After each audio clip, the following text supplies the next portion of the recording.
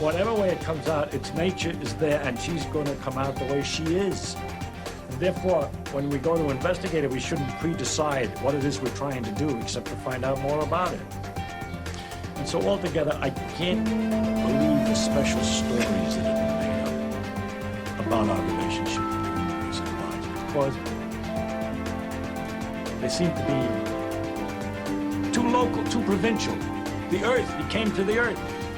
One of the aspects of God came to the earth. And look at what's out there. How can it isn't in proportion. Oh, Also, Mr. Jackson, you are coming back to the world again. Question: how do you find out if something's true? And if you have all these theories. Welcome to the V2V Podcast. Hey now. Episode 3, Season 4. I think that's correct. Should we talk about this ex-US airline pilot who admitted a lewd act in the cockpit? What? So there's an ex-US airline pilot who admitted a lewd act in a cockpit. Brace. Apparently, from what I've been told by you, he snuck into the cockpit of the plane, started watching porn and took off his pants and was masturbating.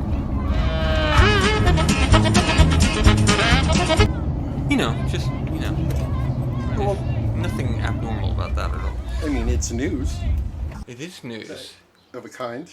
It's not quite where I go to masturbate, no. Ladies and gentlemen, this is the first officer. Please remain seated while we take a look at the issue we have up here in the cockpit. No need for alarm. Just remain calm, and we'll get back to you here as soon as we know more. Thank you.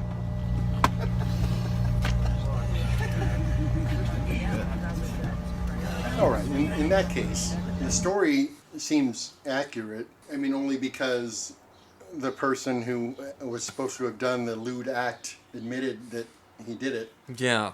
But that brings up the idea of kind of what I wanted to talk about, which is that by and large, we just don't trust what the media is presenting to us on a regular basis. And really, why should we? That's the other part. I mean, if you are a MSN or a CNN or a New York Times, isn't your objective to make money?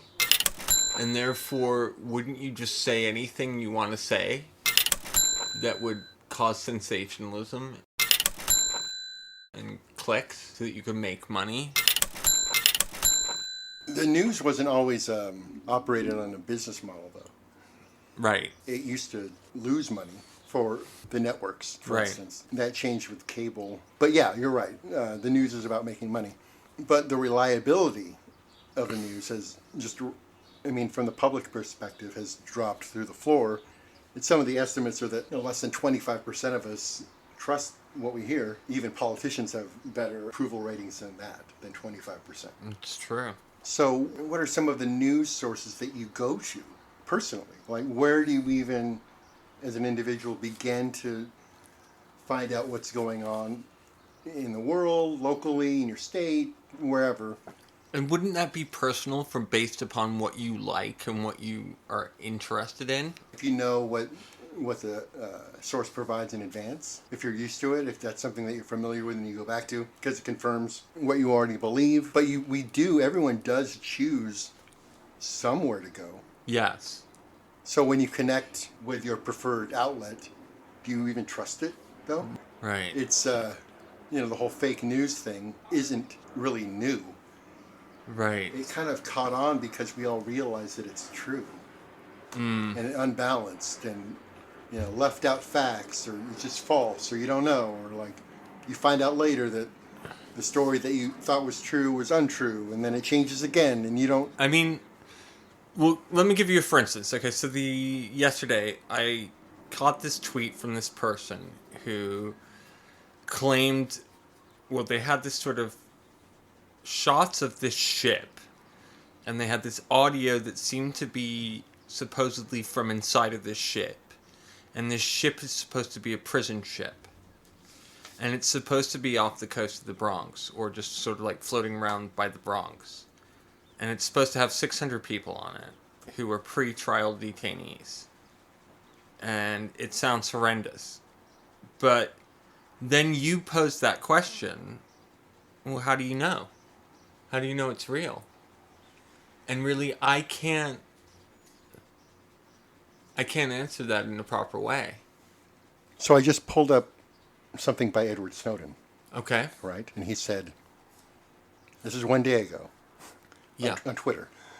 Did you imagine prison ships floating in the Bronx, in quotes? In your cyberpunk dystopia? This should not be real, but it is.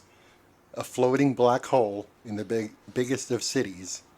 Watch it. And this was a retweet from the person that you were referencing, Anna Duvernay, who says, watch.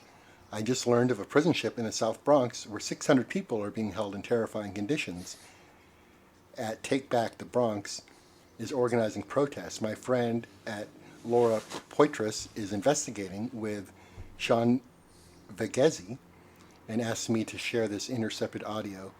Hashtag shutdown VCBC. And then that's a link. So let's play it. Okay. Let's find out what's going on. So we're doing investigative journalism right now, right? As we speak. This is Right. We're checking the sources. We're finding out what's going on. We got a confirmation from Edward Snowden. So then you have to think, okay, what do you think about that guy? Right. And then, but also, like... but it's important to disregard some of that stuff too, because you don't want to attach the personality necessarily with the story. Sure. First, can I just say that Laura Poitras has been under the Espionage Act for going to see Snowden in China when he had the information about the NSA. And so she's stuck in Germany. She can't leave. Okay. So how is she doing investigative journalism in the Bronx? Well, okay, this is online, obviously. She intercepted audio online. So she can be wherever she is. That's fine, right? Yeah. Okay. But I love her 3 films. I love them. I think they're absolutely brilliant. But also, I have to say that Laura Poitras has kind of come through as someone that clearly the U.S. government is after. Oh, wow. We're getting a phone call. Hello. Someone's calling into the 666 line. Hello. I want to ask you about what I asked you about a year ago. I buy her. You know, that's kind of where I go for my info, those types of people, whoever the U.S. government is going after. Right. And that was the matter of surveillance and particularly what the rules are that an intelligence agency would have to follow in order to electronically track the movements and locations of an American inside the United States. This is a VCB prison ship in the Bronx. Chemical agent utilized. All available staff. We need you out here. Report ASAP. Medical emergency in 3BB. Medical emergency in 3BB. Be advised, I need a padlock for enhanced restraint setup. I need a padlock. If that inmate fails to comply with your orders, you are to deploy guys to gain compliance. That's a copy, sir. Emergency transmission. I have a fire condition. I need a supervisor to this area now.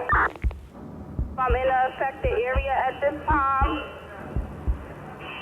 It appears to be a smoke condition. I just need assistance with evacuating. I be advised, I'm in an affected area. I got a medical emergency in 3C. Medical emergency. I be advised, I'm gonna need a gurney. Up in 3C. COVID testing. You have somebody on your gate. Visit COVID testing. You have somebody on your gate. We advise that individual from the medical emergency is refusing treatment at this time. That's a 10-4. You make sure you document the logbook, okay? All diabetics have been produced to the clinic with the exception of the refusal. Report to the war room. MP2. I need you. Forthwith. I'm gonna need Gentech to locate the combatants. Can I get the keys for the leg shackles, please? There you go. I need the keys for the leg shackles.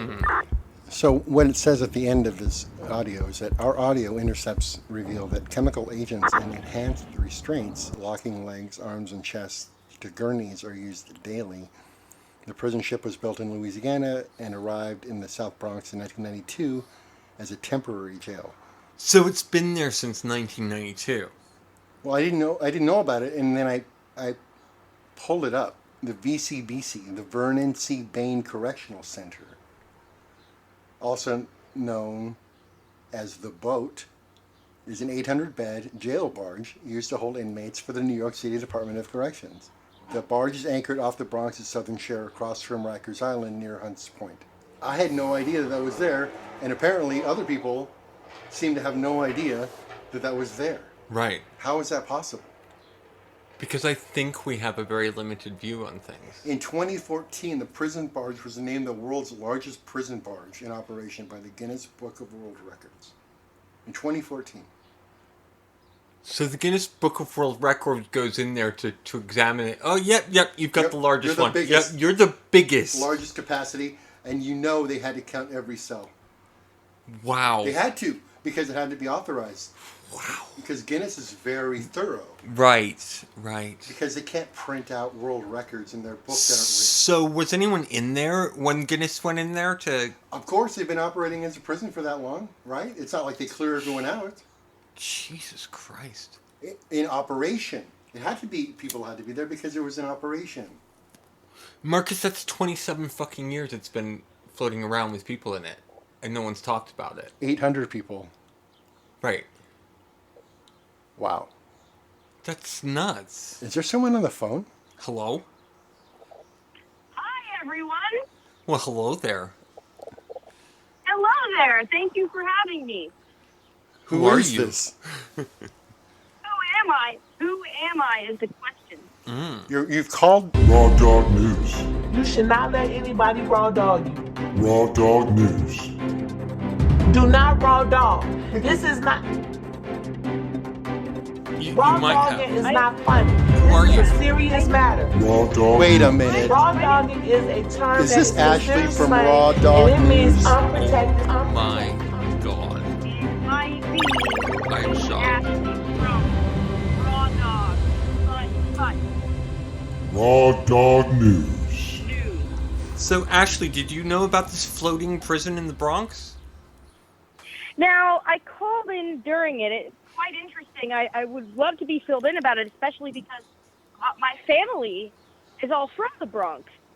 So that's something that I would like to tap into and hear a little bit more about. There's a floating prison. Is it active? Yeah. It's been active since 1992. It's the largest floating prison in the world, according to the Guinness Book of World Records. Oh, wow. That's amazing. I had no idea that even existed. But it's all pre-trial detainees, is that not correct? I think it is. I think that's the deal. Let's see. Operation. Oh, they do juvenile detention. Holy fuck. A surgeon... Now, has this prison been active? Has this prison been active throughout COVID? Yes. This prison has been active since 1992. They've had horrendous amounts of cases of COVID on it, too. Yeah, it makes me wonder, because if they're isolated and they're floating, so we're talking about the Hudson River, correct? Yeah. Yeah, it's across from Rikers Island, right. Or it's like floats in the Hudson River. Yes, correct. It's amazing. So they have let's see, as of 2019, the barge employed 317 workers and had an operating cost of $24 million.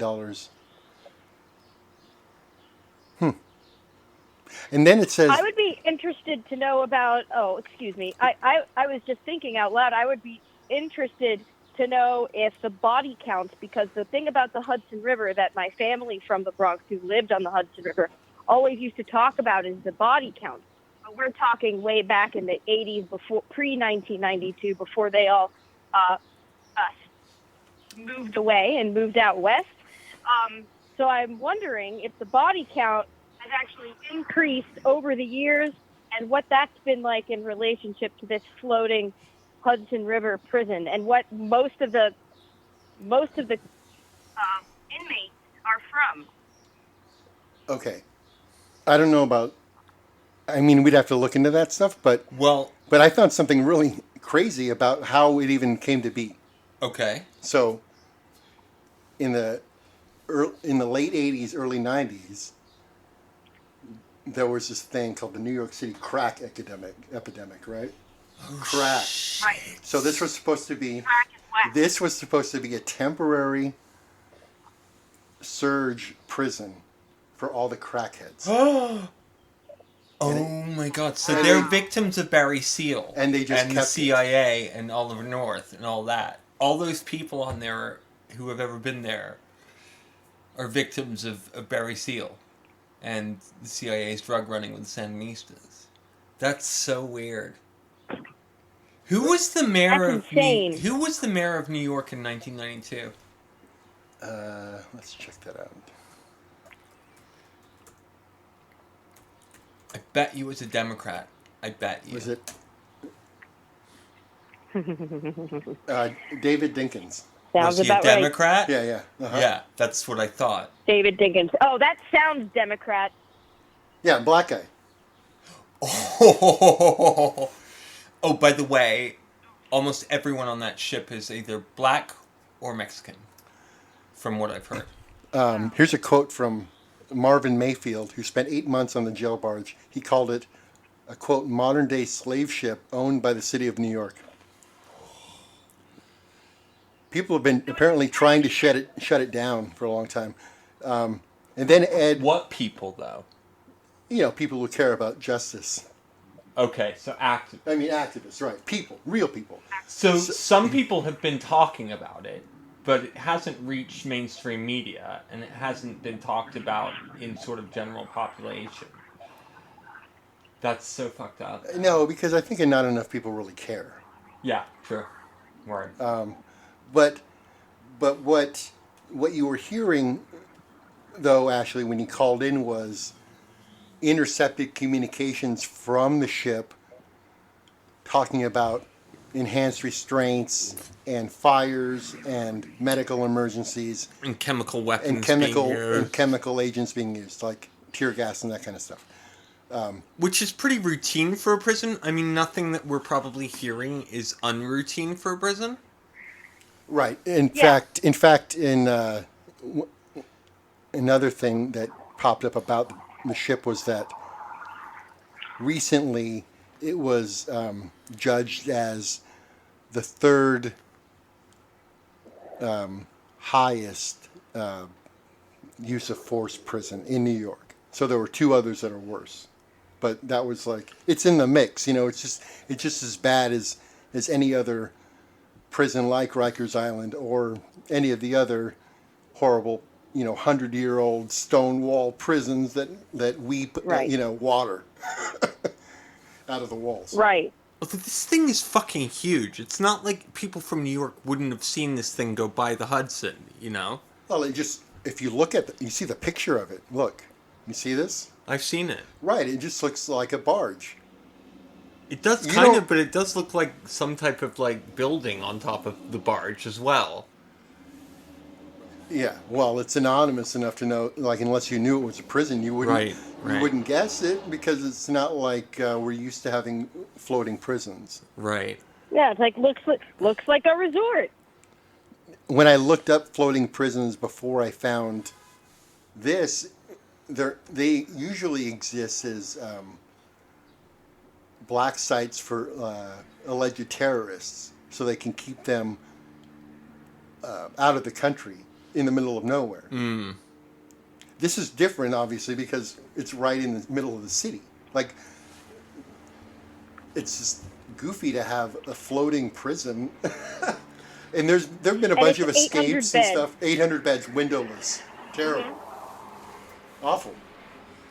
Sounds like a wonderful cruise. I'm into it. I found this. I found this as well. Black people were brought to this country in cages on a boat. Today, hundreds of blacks people are caged in the Vernon Sea Bain Center. The actual boat floating in the East River of the Bronx. People ask how far we've come since slavery. We haven't moved at all. Imagine all the joy and love that could have flourished from the... Oh, wait. No, that's the wrong thing I wanted to read. Oh, yeah. Far more foreboding in person, and I've heard from folks that you can tell you're on a boat when you're inside. You can't tell you're on a boat when you're inside. Not true. You can feel the swaying of this massive prison ship. To get in, you walk across this metal mesh enclosed tunnel bridge over water. So strange looking down and seeing water. Inside they have wooden model of the ship in a glass case. Last time I went, had elaborate Halloween decorations and intake and stringed autumn leaves on the wall. Yeah. Doesn't look very nice. It looks like a wonderful cruise ship. I'm wondering, I'm trying to think of 800 inmates. So that means they're still, even though it's 27 years later after they were supposed to shut it down and it was temporary, kind of like the boat. Ooh. The COVID boat, kind of like the COVID boat. It was supposed to be temporary, but so I'm wondering, 27 years later, are they still making a mark to fill one of those beds all the time, or are there... Oh, yeah, it's constantly filled. Jail? Oh, it's full. Yeah, it's always full. And it can't be all just from, like, crackheads anymore, right? I mean, because nobody cares. Everyone's a crackhead now, right? Isn't everyone? No, it's just a regular jail now. But I also think, I do actually think that this is all pre-trial detainees. I'm sure a lot of these people are, people are kept in jail and prison for years without even being indicted sometimes. Like they're just, being held pre-trial without really even real charges. It's so dirty. It's so dirty. They'll just make you wait. So, is it like promises where I could say, I'd like to go to the floating prison? Oh, you want to go to the floating prison? Oh, you ever hear of an old time like investigative reporter called Nellie Bly? Ashley? Doesn't ring a bell. She's like in the early part of America. She was a young woman who was like a reporter, and she checked herself into an insane asylum to report on it and stayed there for a long time. You could do that. You could check yourself into the prison and then come back and tell us how it was. It'd be epic. That's what I'm talking about. You could make your career that way, I think. Absolutely. And also I think you might get some anal. I wouldn't have to commit a crime. No. Oh, it would all be paperwork. You wouldn't actually commit the crime, but it would look like you did. Then like I did. Then there'd be like let me just stay there in the bed. Right. Then there'd be like a string we could pull to unravel it all, so it becomes clear that you're not a real prisoner. But until we pull the string, you're a real prisoner. So you get the full experience. Yeah, but we could do that whole... Would they put me with women? Would they put me with other women? I don't know. Absolutely not. Well, why would we do that? Well, we're gonna call you a trans man. Yeah, there you go. No. Oh, non-binary. Thank you. We're gonna call you a non-binary, and then they can decide where to put you.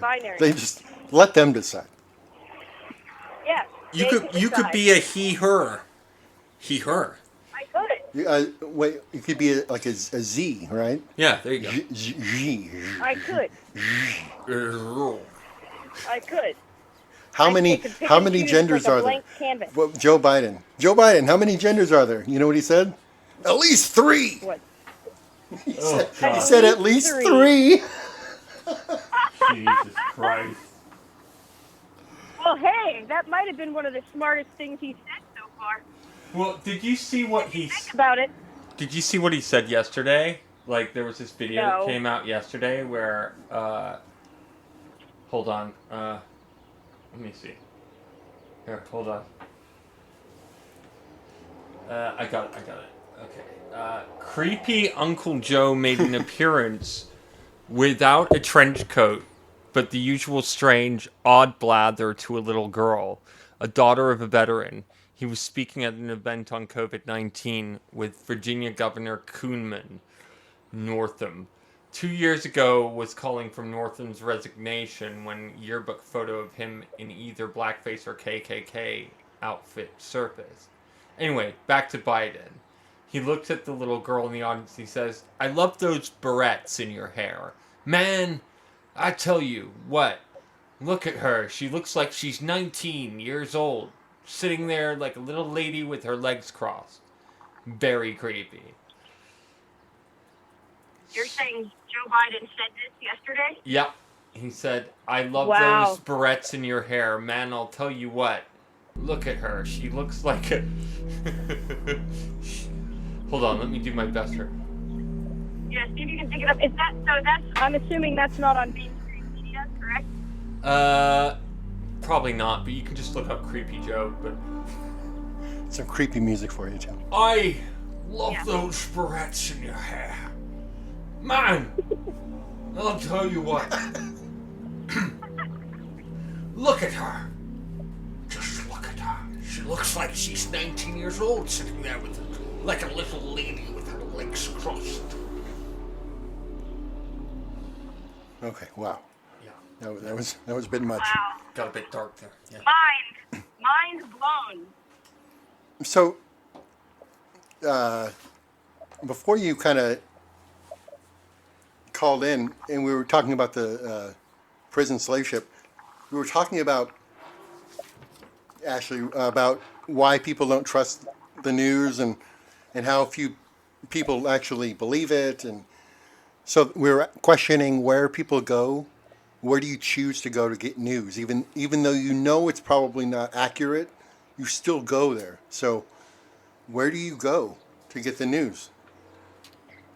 Well, I personally struggled with this because once you come to the realization that everybody chooses their news source on purpose because everybody subconsciously knows that there's a certain level of narrative and bias going one direction or the other, depending on what they believe in and what they want to believe. So therefore, I'm going to purchase a mirror to try on swimsuits that makes me look better than one of those Walmart mirrors where the cottage cheese comes out. You know what I'm saying?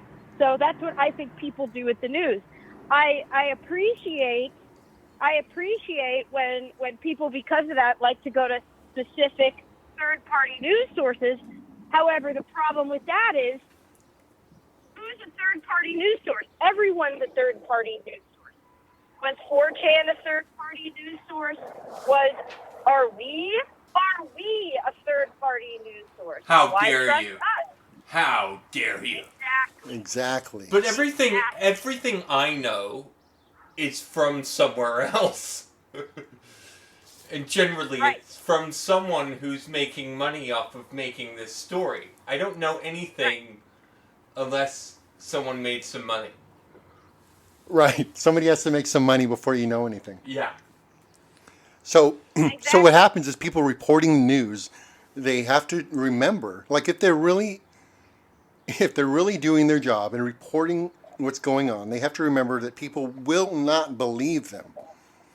They won't believe that they're reporting accurately or fairly, even when they are. So they have to be very cautious about what words they choose. And it makes it impossible to really report anything because of that. You always have to be watching what you're saying. The whole basis of the journalistic profession is to tell the truth. Like that's the only reason you're doing that job is to tell the truth. Actually, you're of service to us. Right, and I mean the whole idea of reporting is to tell what's really going on. Right. Because otherwise you're not really doing that job. Right. Okay, you're back. I'm back. I think the ghosts of the floating inmate prisoners booted me, but I'm back. Well, we know for a fact that's what happened, and we'll tell you why. But first, click on MSN and take a look at some advertisements and click on them. So to get to this idea that I was toying around with to perhaps help with the reliability is to develop a system where you show all the edits that have been made to the story. That's either informational or grammatical edits that are time-stamped. Right. With corrections and the names of the people who had their hands on it, where the information came from initially, whether it was received from another news source, and then also, but that information follows along with the story wherever it goes. So you can always have a tail to check back on to see where the information came from in the beginning. That's kind of the idea of Wikipedia, isn't it, though? I mean, that's kind of like how you know Wikipedia is. Like, when you look something up on Wikipedia, well, you can look at the edits. But the edits can be anonymous. That's true. Now, and that's the thing that we have to change. Interesting. That's the thing that we have to change. And that's why Wikipedia is generally not seen as entirely reliable. It's fairly reliable for certain topics, like generally known information. Right. Well, I mean, also, like, when I was working with Marty on Shut Logan River, Marty would edit the Wikipedia for Logan River Academy in Utah, and then a few days later, some anonymous person would re-edit it to kind of suit Logan River's thing. Logan River Academy is a troubled teen boarding school. It's an abusive I had lots of friends who went to those. Yeah.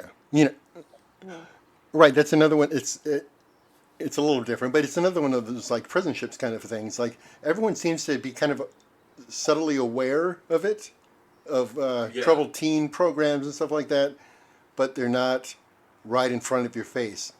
So when this stuff is brought up, people are like, "What? Are you like? That's really going on?" And then they move on talked about it much. Yeah, and then they move on to their coffee. You know, I mean, it's not. If it doesn't affect you, then really, how long does a news story stay with you? Do you know what I mean? It's like... Yeah, exactly. It's like, do you actually even give a shit that people are torturing people? You know? Do you actually give a shit that there's a floating prison? How does that affect your daily life? You know, it's... Right, it doesn't. It doesn't. It's, yeah.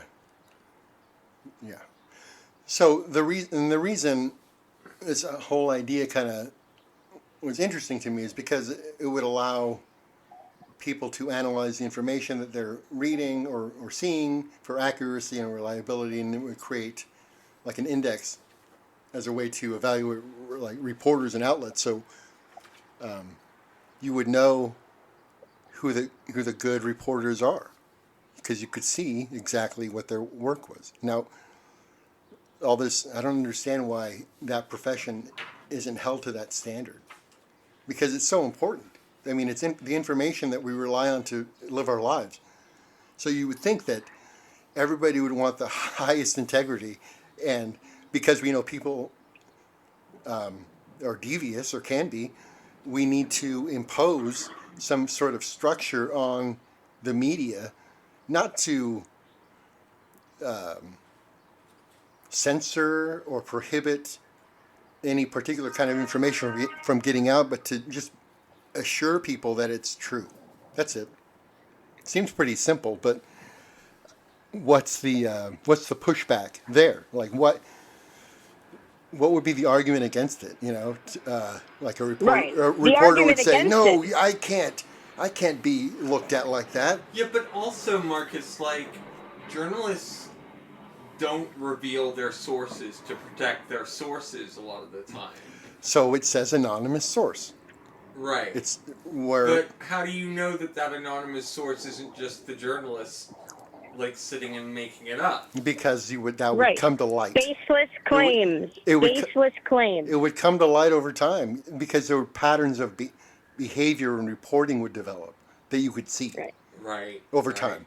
This story, Anonymous source. That story, anonymous source. How come every story you're writing has an anonymous source? Right. And maybe there's justification for that. And you're like, well, I deal in very sensitive information. There's this theory that if we can just label anonymous sources, and we can stretch it over time until this article, which worked towards our benefit and made us more money and got us more press because of the context we put it in.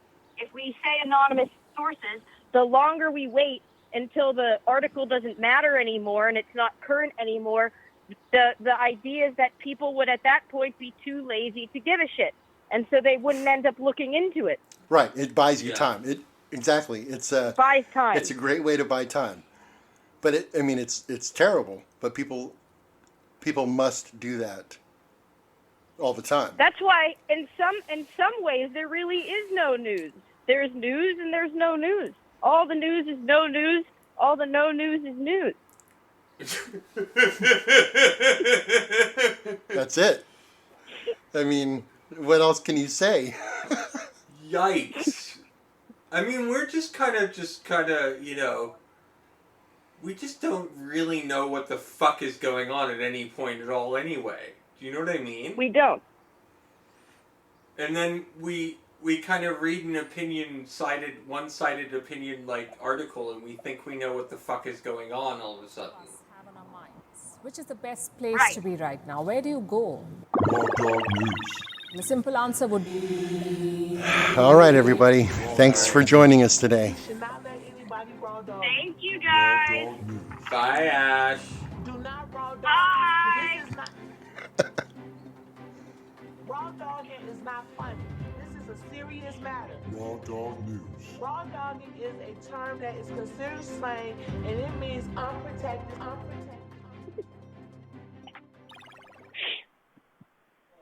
Our little channel. Oh, man. Oh my God! Sorry, guys. I sort of didn't know what to. I didn't know what You did good. Are you kidding me? Okay, You're awesome. All right. You did so good. Oh, good. Well, you guys, were we also going to do a clip, or is that another time where we talk about pandemic experiences? Because I liked that idea too. We're still recording. Yeah, we can still go. We're still recording. Oh, good. Well, I'm not at the nail salon yet, so LOL. Well, give us a pandemic experience then. Go on. Well, I was thinking a lot about how I completely dismissed for the past year of being a pandemic parent what distance learning has done to the entire. I'm not going to go on about the education and the children needing to be. We already know all the shit. We already know the kids all lost out. We already know about the teachers' unions. And everybody wants to kill everybody, and everybody wanted to open up, and then no one wants to open up, and now vaccines, no vaccines, no all the vaccines. But that I was specifically thinking to myself the other day about the actual social aspect in between the parents and the teachers that has changed just from doing a year of distance learning.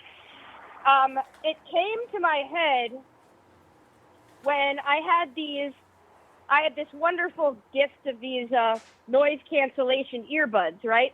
Yeah. Because of that, I'm a little bit temporarily deaf. I'm deaf from the 90s rave scene, but I'm deaf as a parent with these earbuds in as well. So I'm extra deaf at some times. I'm walking downstairs. I'm trying to get my post-pandemic life in order. And I got a call from a former colleague who's now a good friend who has a business idea. And I answered the phone. Unbeknownst to me, my 10-year-old son was sitting at the kitchen table, and he was unmuted with the third grade class. I run downstairs.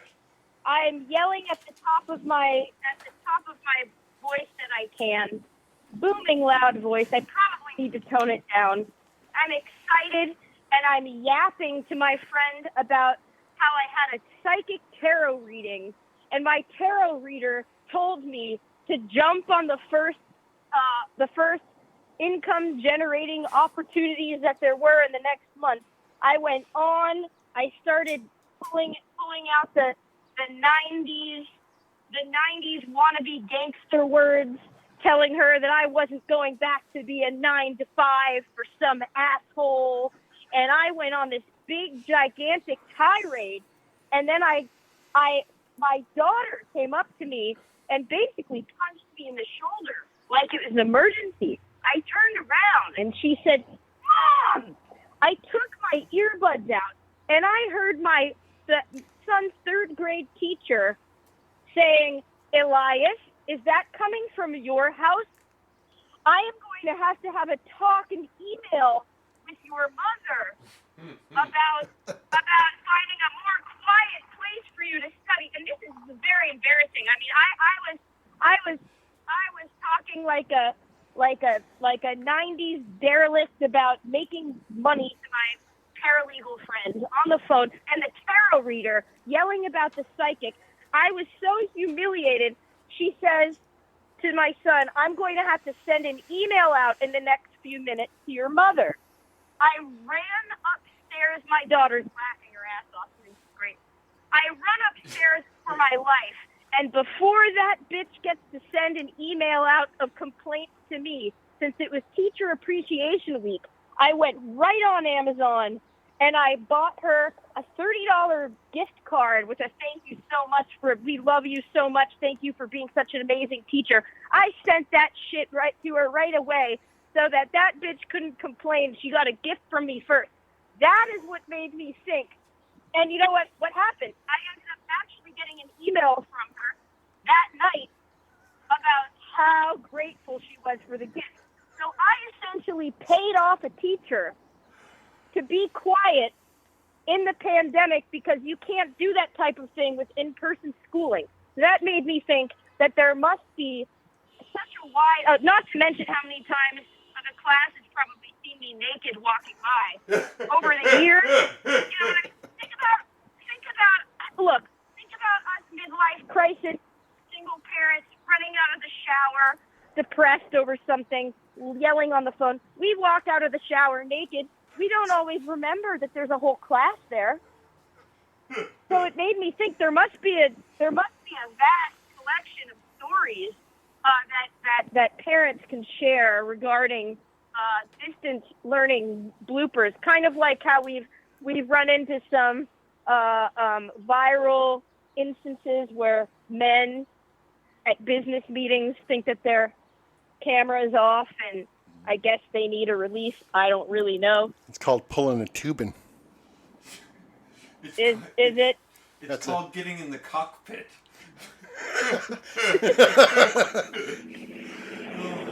Hey, our lovely listeners, if you have interesting Rona stories or really stories of any kind that you want to share with us, you can call the hotline at 424-666-1036 anytime to leave a voicemail that we may use on the air.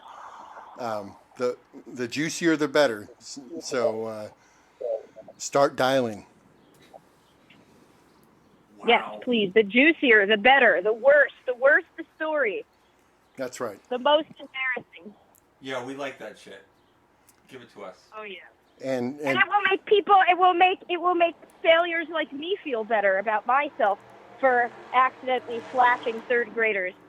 Well, it's part of the human experience during the pandemic, right? I mean, it's kind of it's all part of the experience. The new normal. The new normal. So, Ashley, to make you feel better for your shame, we're going to wrap it up with something that I know you'll really enjoy.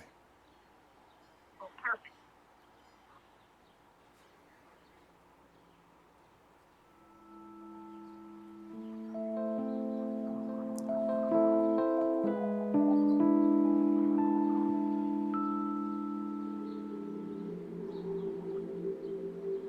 Ooh, I don't feel good.